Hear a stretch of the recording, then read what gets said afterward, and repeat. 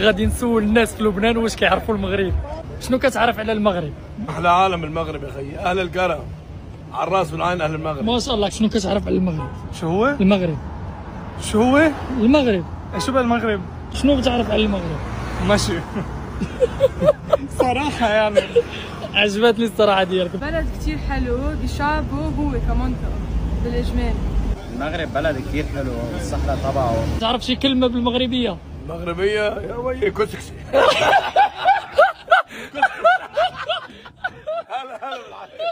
ما بعرف شيء عن المغرب للصراحة. وانت؟ ولا أنا. المغرب بلد الخيرات، بلد مسلمة طيبة. المغرب بنحطها على راسنا. بتعرف شي مدينة في المغرب؟ لا والله. البنات حلوين. البنات حلوين. الله ده عينه زايغ.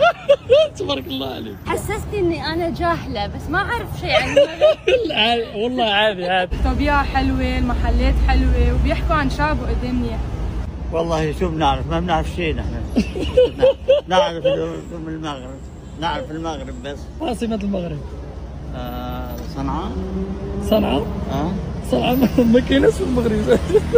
المغرب اصواتهم حلوه. اصواتنا حلوه. انا مغربي. ادري يبين من اللهجه بس اصواتهم حلوه لما يغنون. شو تعرف عن موروكو؟ اعرف شيء بس هي قالت حلو فحسيت انه حلو. حسيت انه حلو. واو، احساس ديال الدراري الصغار كيكون في محله. المغرب كسكس. نضرب على كرشوم. انا اكثر شيء بحب المغرب المناظر عن جد، كيف الصحراء. عاصمة المغرب؟ مراكش أظني. لا، الرباط. الرباط يعني نسيت. المغرب بلد شعبه مسلم، منفتح، حبوب، مضيف، هيك الشعب. هلا كدولة ما بعرف، كسياسي ما بعرف.